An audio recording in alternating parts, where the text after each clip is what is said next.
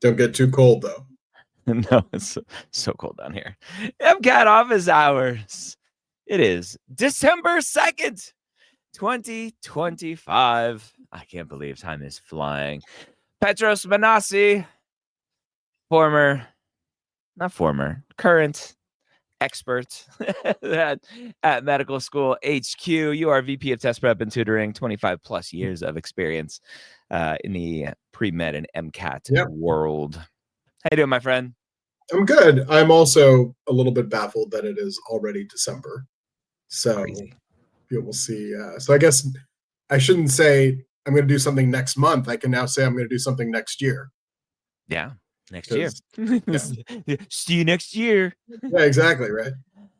Yeah, that's what all cool kids do. My name is Dr. Ryan Gray, founder of Medical School Headquarters, host of the Pre-Med Years podcast, all that good stuff. So we're here to answer your questions for the next 53 minutes or so. Let's round it down to 50. All about the MCAT. So if you have questions about the MCAT, let us know. Petros, you've been in this MCAT space for a long time. I corrected someone on TikTok the other day. Overall, it was a good video, but the person started off the video going, like getting into medical school is so hard. How do I deal with all this stuff? Or how do students deal with it? This person was already in medical school, maybe a resident. And the first thing they brought up was, the MCAT, you have to work 90% harder than everyone to get the 90th percentile because the test is curved. And I'm like, no, it's not curved. Fake news. I'm like, come on, you can't lead with just complete factual inaccuracy, which at the end of the day is going to freak students out. So I just want to start with that. Number one, how often do you hear, the MCAT's curves, therefore it's harder? I hear it all the time, and then I hear the biggest myth or the biggest lie that I hear is, or maybe urban legend, more the correct term. Yeah. And students say, I heard that the scores were low in insert the name of a test date or insert a month, because that's when the test was harder that day. Right. Yeah. More people were recently finished their coursework, so they were smarter, so everybody did really well that day, so it's harder. It's like, no, that's not how it works, right? I heard that one just recently for the first time. Right. Yeah. There was this one instance this past spring where I actually heard from a parent that said, well, my child's score was low and a friend's child's score was also low, but they both took it on the same day. And so, that must have been a really hard exam that day. And I was like, no, that's not how it works. Like just to be clear, there will be variations as far as perceived difficulty on any given administration of the MCAT. I mean, you and I can literally be sitting next to each other at the testing center, and we're not going to necessarily get the same questions, right? In fact, we probably won't get the same questions in the same order as far as the actual day of the exam is concerned. But, there might be this perceived, it was more difficult, it was less difficult.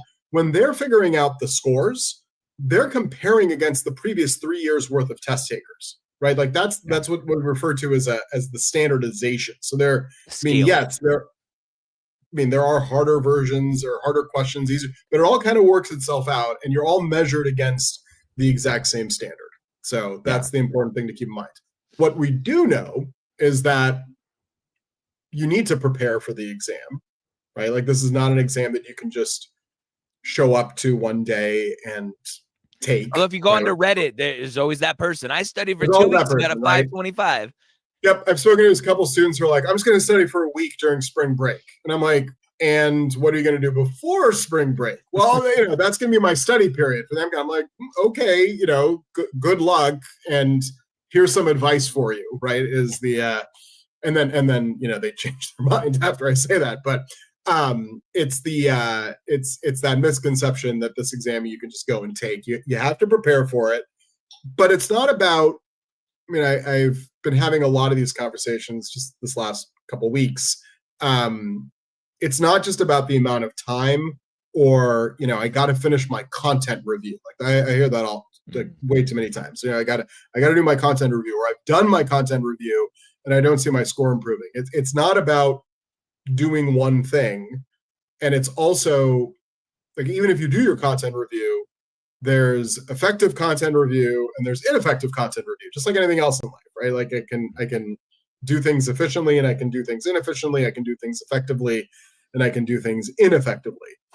So it's about, building out a structure and making sure that you're tackling the areas that are of concern to you, but really building the skills, right? You'll never see the questions that you practice with on the actual exam, but you will see questions that are very similar, if not identical, as far as structure and skill set required in order to be able to answer those questions and answer those questions correctly.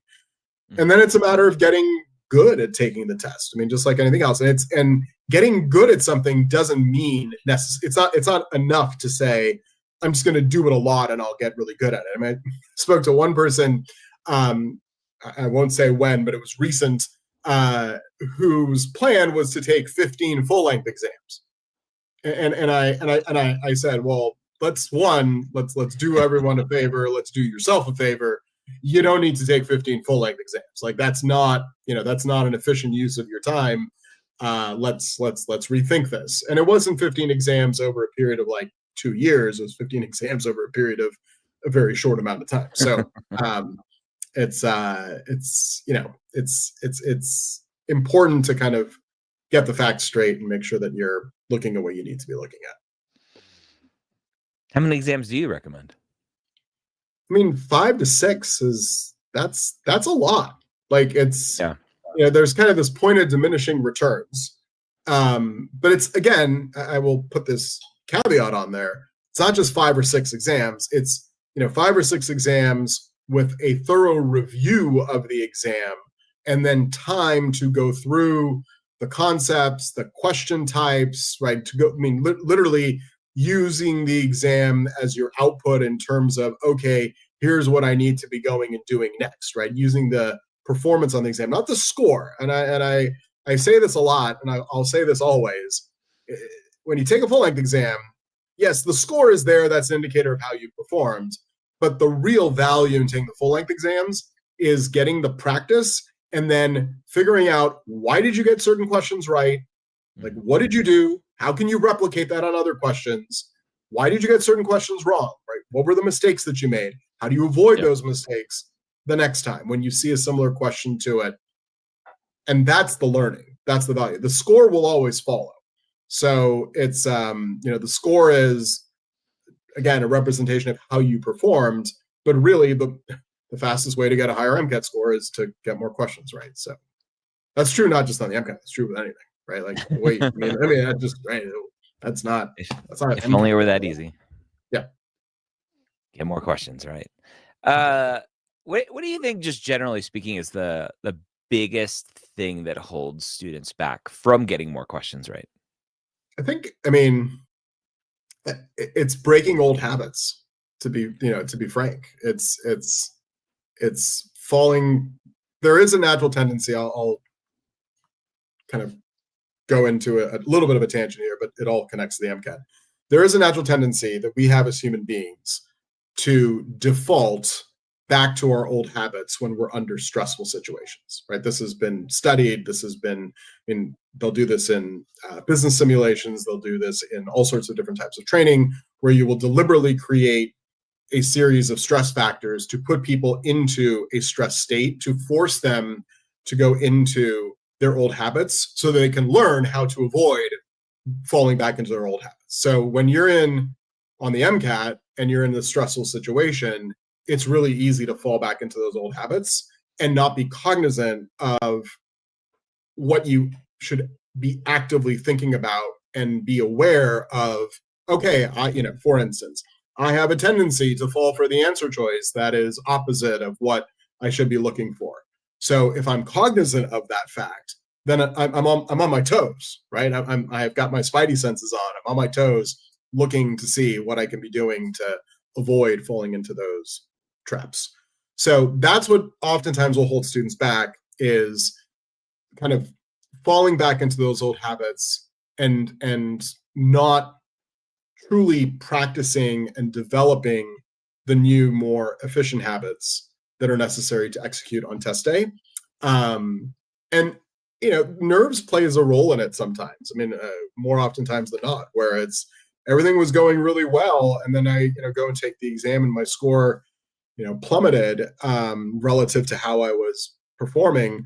Well, you have to be realistic. You have new factors that come into play. You're in a testing center that you've probably never been in before, right? The room is not your home. It's not your bedroom, or if you take your full length exams at the library, or you find a nice quiet place, you're not familiar with it. So something that I learned, this was a long time ago, but I learned when I took a psych class in college, was that the best way to perform well on your midterms and finals is to study for them in the actual room that the exam is going to be held in. This was from the psych professor, and I think she was playing with us, but it was pretty smart statement or whatever. Practice like you play. Right, where I went to school, lecture halls were pretty much open all the time, and I will swear that the night before the midterm, half the class was in the lecture hall studying. and I don't know if she did that deliberately or was like secretly watching to see if everybody showed up, to that lecture hall. But that's that. So we can't do that with the MCAT, is where I'm going with, right? Like you can't go to the testing center and say, hey, let me study in here. But you can try to replicate it as best as possible. So yeah. Okay. Awesome. As a reminder, we're here to answer your questions. So if you have any, go over to YouTube, is where we can pull them easier. If you're watching on Instagram, we can pull them from there too. But ask your questions. Petros, I know you have a slide deck here. We've been doing some questions and breaking down how to answer questions. What do we got on deck today? Well, we've kind of gone through the cycle as far as the 4 sections. So we're back at Chem Phys. So we're going to look at some acid-base chemistry, because they love asking stuff about acids and bases and titrations and all that fun stuff. So that's what you got to be on your tippy toes about today. So this is that's what we got. We always look at this slide just as a reminder. The parallel for the MCAT is a parallel to medicine. So physicians are taking their prior knowledge, they're getting new information from patients to make a diagnosis.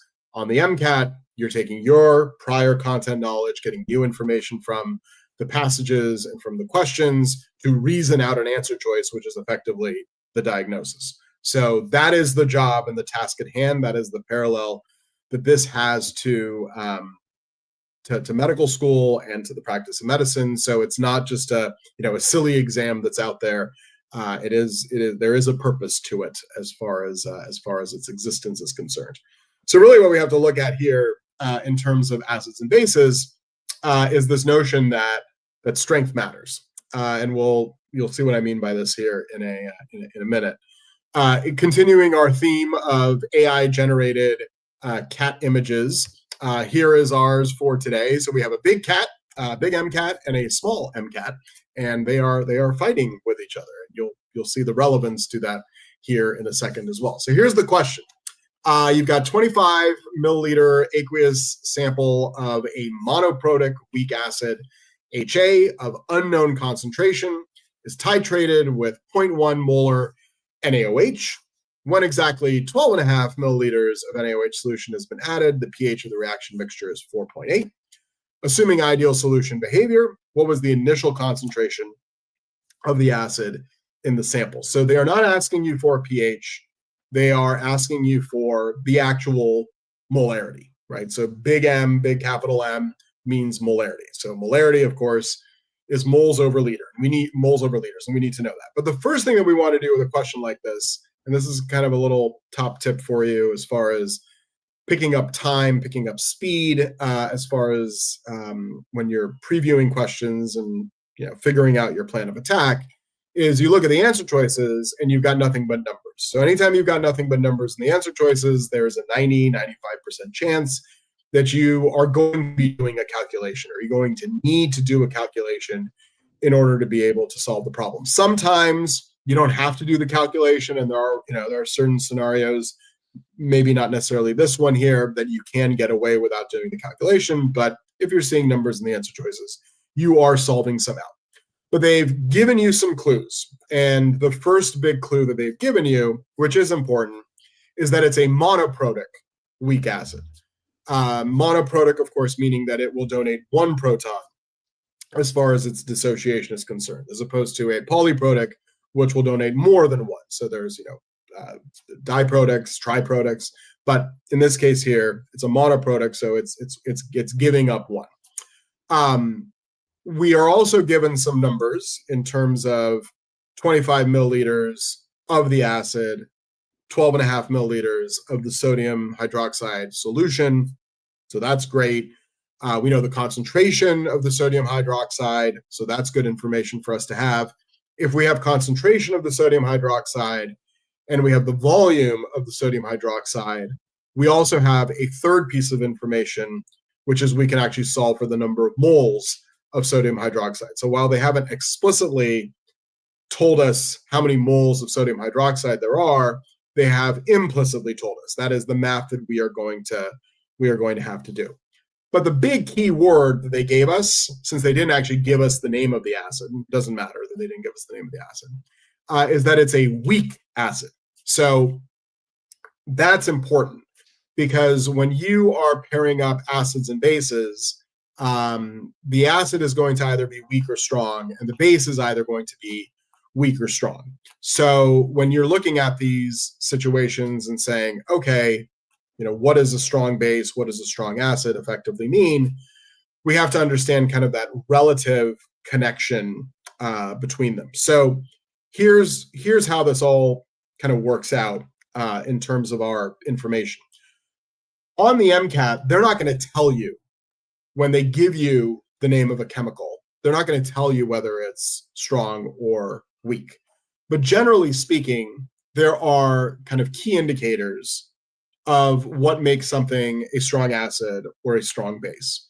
And there is a somewhat defined list of what we would categorize as being the strong acids, and then everything else is weak. And then there are the strong bases, and everything else is considered to be a weak base. What defines weakness or strength is how willing the acid, if we're looking at acids, how willing the acid is to give off its proton. So, how likely is it that it's going to dissociate?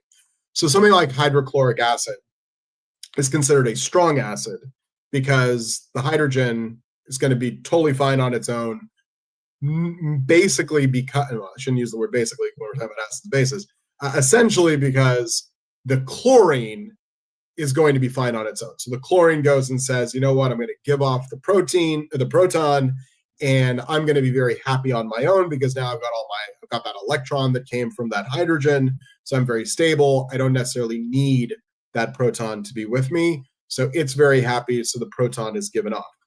Sodium hydroxide is in the same category, but this time for bases. So the sodium is going to very happily give off an electron to the hydroxide, to the OH. And so this is a situation in which we have a strong base. So in this case here, we have a weak acid and a strong base. Now, what's also important to remember, and this is a little bit of content, but it all comes together here in a second. When you're looking at a base and an acid that are coming together, if the weak acid doesn't really want to give off its proton, but the strong base really wants that proton, or in this case, the OH minus really wants that proton, it's going to be stronger. So it's the big cat in our picture. It's going to be stronger and can effectively pull off that proton. So even if the acid doesn't want to give it up, it's going to be given up because the acid's going to lose in the battle as far as the battle of the strengths of those two. So when we think about acids and bases, you basically have the different kind of setups. So you can have a strong base, which is going to deprotonate a weak acid because the weak acid is not really going to want to give up its proton, but the strong base is going to say, give it to me.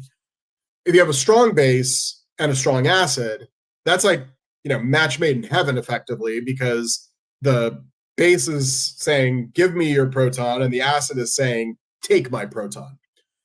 The worst scenario is the weak base and the weak acid. where the weak base doesn't really want the proton, and the weak acid doesn't really want to give up the proton. So, you will never see a scenario in which you're putting a weak base and a weak acid.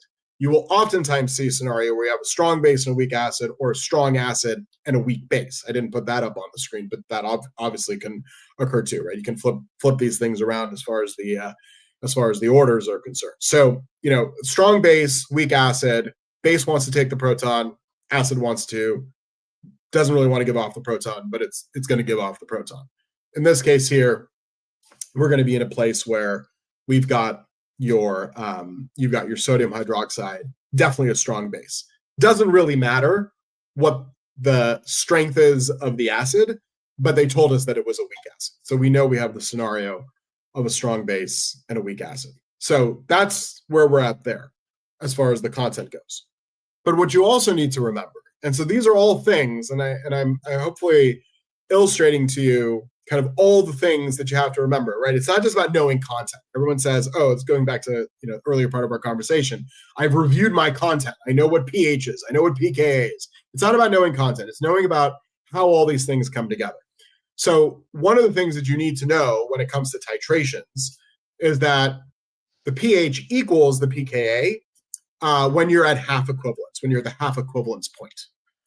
So in our scenario here, they told us the volume of sodium hydroxide, and they told us the concentration of the sodium hydroxide, so we can figure out the moles of the sodium hydroxide that we had at that point, that halfway point, right? So they say the moles of the sodium hydroxide that was added was 0.1 moles per liter times the volume of 0.0125 liters, or 125 milliliters, giving us 1.25 times 10 to the 3 moles.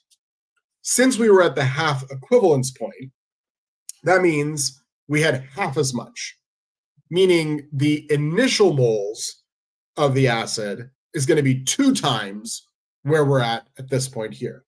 So 2 times the 1.25 times 10 to the negative 3 is going to be 2.5 times 10 to the negative 3.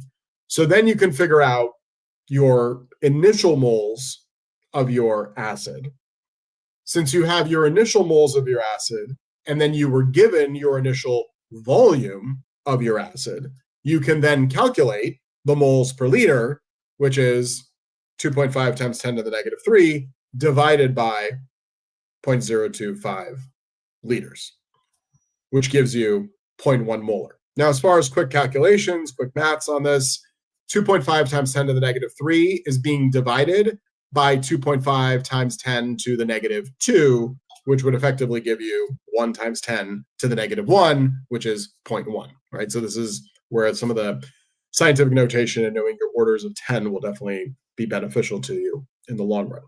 So we calculate our number, which is 0.1 molar, and then from that, we're able to say, okay, well, that ends up having to be answer choice B. So it's literally the same concentration as the concentration of the sodium hydroxide that we originally started with. That is coincidental as far as the numbers and as far as the values they gave us here. So don't think, oh, it's always going to be a one-to-one relationship. But at the same time, that's what it ends up being, and gives us the number. The last thing to to kind of remind ourselves of is, this was a lot of calculation for a relatively short problem. Going back to this notion, which I know we've talked about here in office hours, we definitely talked about it in events.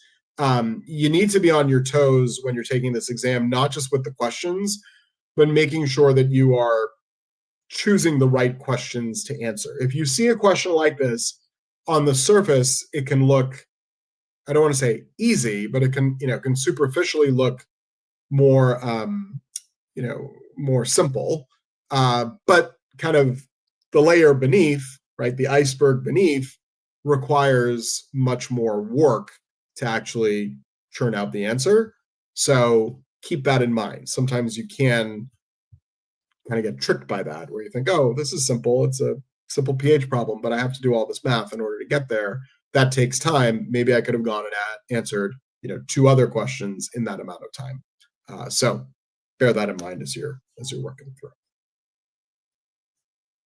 How do you deal with, or what do you tell students when they see this question and they immediately freeze because they're like, uh-oh, math. I'm not sure I like math. Just the idea of math on the MCAT in general. Yeah. In terms of not freezing up. Yeah, freezing up, some reassurance about the math. I don't know. Just math on the MCAT scares people. Yeah, math on the MCAT scares people, and this is what I always remind people of, is that there's no calculator on the MCAT. Yep. Which means the math can't be that hard. Yep. Right? You're not being tested, right? You're not being tested on your significant digits like you would be in a chem class, right? You're not being tested on overly complicated math. It always comes down to formulas that you should know about, or that you should know. I think the other side of it is to actually use the units to your advantage, right? You're solving in this example, you're solving for molar, which means you know that molar is moles per liter. So right there you go, okay, I don't see moles written down anywhere in the question, but I can solve for that, right? I can solve for that using the numbers that, or using the formulas and the numbers that I have. So okay. Oh, question that I don't know if this is related. Any helpful mnemonic for remembering what properties define a reproducing kernel Hilbert space? None that come to mind, unfortunately. So honestly, that's actually a good thing for ChatGPT, because ChatGPT is good for that kind of like random ideation of things. Yeah. I want to go put it in a ChatGPT. I'm yeah. ChatGPT. Let's see.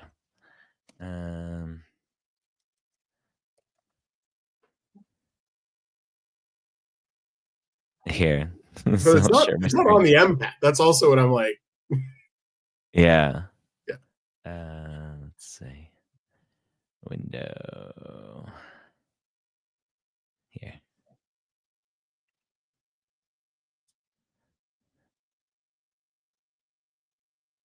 I mean, have you seen that question about that on the MCAT? I don't even know what it is. I mean, I'm like, yeah, that's not an MCAT. Yeah. But this is actually, ChatGPT is good for this kind of stuff. I love ideating with ChatGPT about names and abbreviations, not mnemonics, acronyms, all that kind of stuff.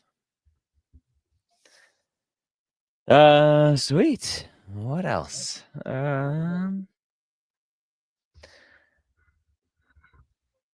there any cool new ways to utilize AI to study for the MCAT? Student-facing stuff. I know there are lots of Q banks out there that are spinning up that are AI focused, and it's like, hey, sign up for our Q bank and generate as many questions as you want.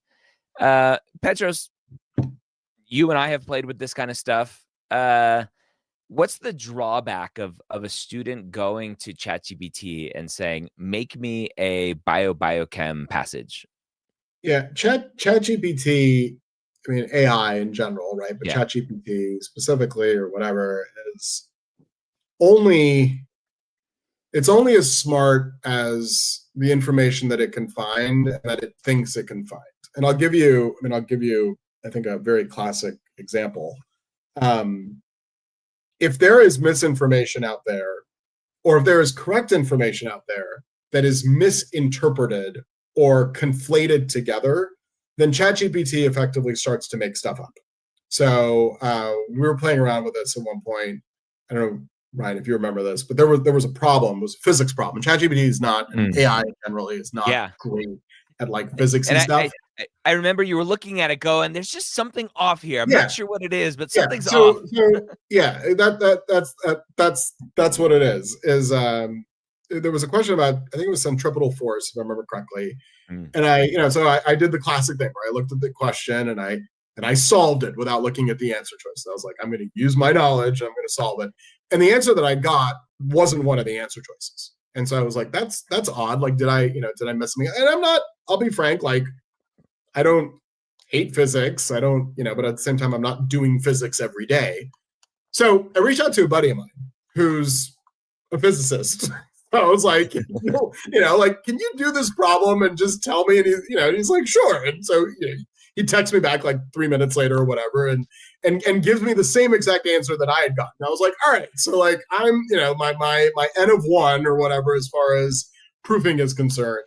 And then I sent him the explanation that had been given to me. And I was like, yeah, this is what it's saying, which I don't think is right. And he's like, no, this is completely wrong. So where I'm going with this is, then I did some digging and I found on the internet where it had pulled the information from.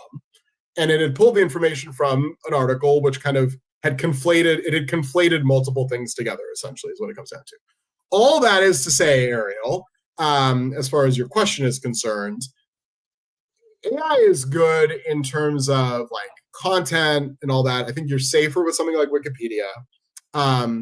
There continues to need to be, there continues the need to have, so what I always want to say, the kind of the human fact checking that comes out, at the end of the day. So bottom line is, tell me if I'm wrong when I say this. I don't want AI to be solving my medical issues, right? So like that's the there's right that right now. Yeah, exactly. Maybe in like 5.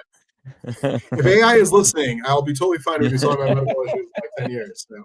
But I believe in you. I'm just not I believe in you. I always believed in you. Don't come at me. Yeah. Okay. Yeah. I think that's the answer. Is there are no shortage of websites that are spinning up QBanks and other tools for AI. The question is, how accurate are they? And so I think there are ways to use AI to help. But yeah, it comes down to a lot of fact checking and figuring out where to go with that. I was just looking at a flashcard builder where you highlight a bunch of text from like a Wikipedia article or from a textbook if you have a PDF version, and you throw that text into a flashcard builder, and AI creates 50 flashcards for you, or whatever it is you want, right? From tools like that, I think are great, again, as long as the data it's pulling is accurate and the flashcard format is worthwhile. I think you and I were at a session together about flashcards and studying in medical school and STEP and all that kind of stuff. And one of the professors is like, flashcards are great, and here's how they can be improved. So yeah, awesome, good questions. Keep asking them. Love it. You're right next to the window. I am, and I am like, part of me wants to change the blinds so they're pointing upwards because the sun totally moved, and I forgot that it was going to move. Because go for it. All right, keep asking your questions, and we'll keep answering them as best as possible.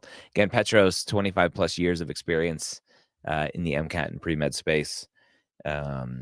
Formerly at Kaplan, now here at medical school headquarters, guiding all of you, hopefully to better MCAT scores.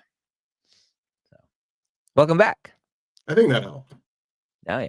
It's also not right in my eyes, which is it helps. Helps quite a bit. That's good. Yep. All right. What else do we need to know? Tonight you're doing a workshop. We're doing a workshop. A little tonight. Selfish promotion. What's the workshop tonight for? The workshop tonight is to give a preview to everybody about our new winter immersive program, which is starting on December 17th. So that is tonight at 8 p.m. Eastern, 7 Central. I guess 5 p.m. Pacific, technically. 6 p.m. your time, right? Mountain time. What time in Hawaii? 3 o'clock in the afternoon. So that's Alaska's at 4. So if we want to cover the whole, the whole spectrum, 50. So that's tonight. We're gonna it's really gonna be more Q&A, so questions that students have about the Winter Immersive, and kind of give a preview of what it's going to look like. I'll give the preview here. Winter Immersive is very much going to be a problem-based learning series of sessions. So this will happen over the period of time between December 17th and January 13th. So really, if you're testing in January or even February, it would be a opportunity to really kind of get a lot of exposure to dissecting passages and questions and really kind of getting the ins and outs of what you need to be doing and not be doing. So imagine kind of early days will be more the dissections, and then as we kind of build throughout the period of time, more and more kind of work on your own and analysis and guided practice as we're going through. For students who are testing later, so March, April, even May, it can be a jumpstart. So bottom line is we wanted to create an opportunity for students to be able to best utilize their winter breaks. It's cold outside, right? Not a whole lot to do. Maybe you don't want to be spending too much time with your friends and family. So you got the MCAT rolling around in January. So what better way to spend it than with other folks who are in the same boat? So we have a nice cohort that's together, and we'll be adding more over the course of the next couple of weeks. So that's what Winter Immersive is going to be. And we'll have a session tonight to talk all about that. Nice. I put a link there, and then I'll put a link to the Winter Immersive as well. And of course, I got the website because that's what I do, winterimmersive.com. All right. Question here from Rosny, 2002. I'm in the process of prepping for the MCAT. How can your service contribute to my success? Oh, what a setup question. Let me count the ways. But so many ways. The Winter Immersive you just talked about, we do one-on-one tutoring as well. We do the pre-med office hours or MCAT office hours here on Tuesdays. Where can a person start with us? I mean, I think really the place to start is, you're here, so great as far as step number one. Step number two is come to one of our events. You can set up a consult with me if you want to talk through your specific situation as far as when you're preparing. There is I put a QR, there's a QR code there. So there, you can click on that or go to mshqconsult.com. So we can talk about what, kind of what your needs are when you're testing, all the ins and outs, and figuring out how we can help you. I think the big thing that really defines how we do things here at MSHQ, which is very different from how the big test prep companies do it, is we are extremely student-centric, so much so that we effectively build the study plan and the work that you need to be doing around your individual needs. No two students are ever alike. We're not trying to do the thing where we say, everybody do this on day one, everybody do this on day two, and poof, magically your score is going to improve. That's not how it works. Like I'm going to sound like a grumpy old man. I've been doing this for a long time, right? That's not how it works. It sounds real good on paper, right? It sounds real good on like a marketing message. Oh, I'm going to guarantee you a certain score improvement.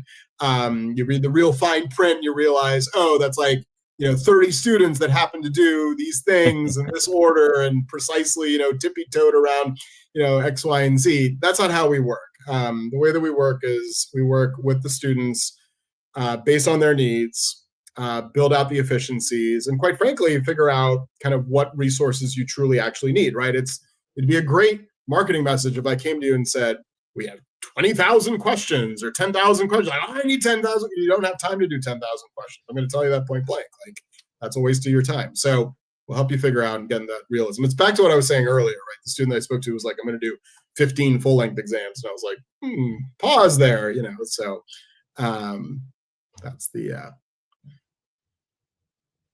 long answer to your short question. So. Yep. Opinion on getting a BSN degree. This question's a lot more appropriate for pre-med office hours, which is tomorrow at 1 p.m. But in general, it's a waste of time if your ultimate goal is to go to medical school. I think a lot of people do it as a plan B. Well, just in case I don't get into medical school, then I'll have a nursing degree to fall back on.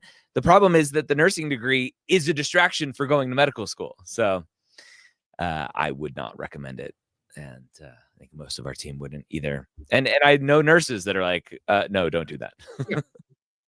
The nursing degree is a little bit more unique in that there's a lot of nursing specific stuff that you have to do. So. My primary care provider is a nurse practitioner. She never wanted to go to med school. She was like, I always wanted to be a nurse, and do, it's a completely different path, right? Yeah. Here's an interesting question. What content on the MCAT directly applies the best to medical school itself? Petros, I'll answer this and I'll see what you think. I should cover my ears so that we see how close or how far apart our responses are.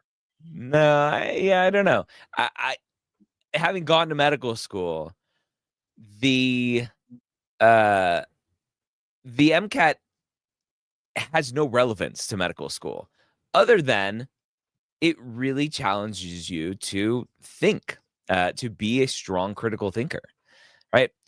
Doing well on Chem Phys doesn't mean you're going to crush any sort of courses in your medical school class that have anything to do with chemistry or physics. It's the thought process and the discipline and the critical thinking and all that stuff. The content itself is, medical school. It's a whole nother level, right? We often talk about Petros mile wide and an inch deep for the MCAT. Medical school is a mile wide and a mile deep. it's like probably 10 miles deep, right? Is the 10 miles wide. I will agree with most of your statement, but I'll just throw one thing out there that is forgotten sometimes. So yes, the critical thinking skills, absolutely. We have to remind ourselves, though, that the MCAT exists not as an entrance exam.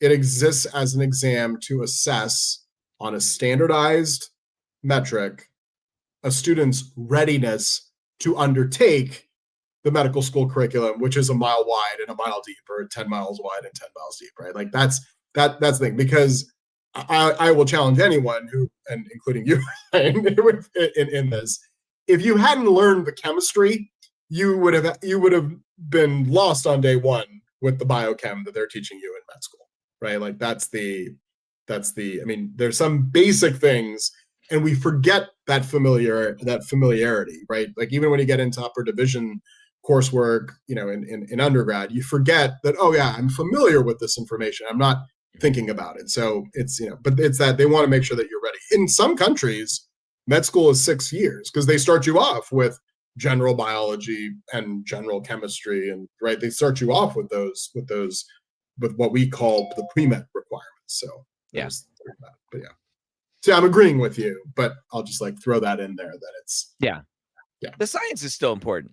Science is still important, right? The science, the science is the science. I actually have a question for you. You didn't have to take a behavioral sciences section when you took the MCAT. So did you feel less prepared in med school when you had to do that work, right? Or those subjects? No, and I think that's to my point is that's where I'm going with it. I think undergrad, I think there's some basic fundamentals that carry over. But at the end of the day, you are starting at zero in medical school. And what carries over the most is your study habits and your discipline and your passion and drive and motivation. It's not, oh, I'm so glad I took that Chem 101 course Yeah. 4 years ago because this is all the same stuff. Like, no, it's not. So yeah, I didn't feel like I was behind. And I don't even remember. I have my transcripts somewhere. I have my AMCAS application somewhere around here. But I don't think I ever took like a psychology or sociology course in general. So yeah. But I made it. Yes, you did. Chronic scopes. What if you're already a nurse? I have an AA and I'm planning to get a BSN. Again, like if your plan is to go to medical school, don't waste your time getting a BSN. Go do your med school prereqs. So yeah. I don't know if the question chronic scopes is that you're asking, will being a nurse help me get into medical school? Because it's like, oh, this person was a nurse and now they want to go to medical. I wouldn't think about it that way. All right, friends. I think we have come to the end of another MCAT office hours. We are here Tuesdays at 4 p.m. Eastern. We have a couple more weeks until we kind of hit the holidays, and then we'll take a little break. So I think we have 2 more weeks, and then we'll take 2 weeks off before coming back after the new year. So come hang out with us Tuesdays, and then Wednesdays we have pre-med office hours at 1 p.m. Eastern. Same place, different time. Same bat channel, different bat time, as it was not said back in the day. That's dating me, Petros. I'm sure you're familiar with that saying. Everyone have a wonderful day. Again, our winter immersive, our MCAT winter immersive starting on the 17th, winterimmersive.com. We have a workshop tonight talking all about it. You can come check that out. Thank you, everyone, for coming, hanging out. See you soon. Bye-bye.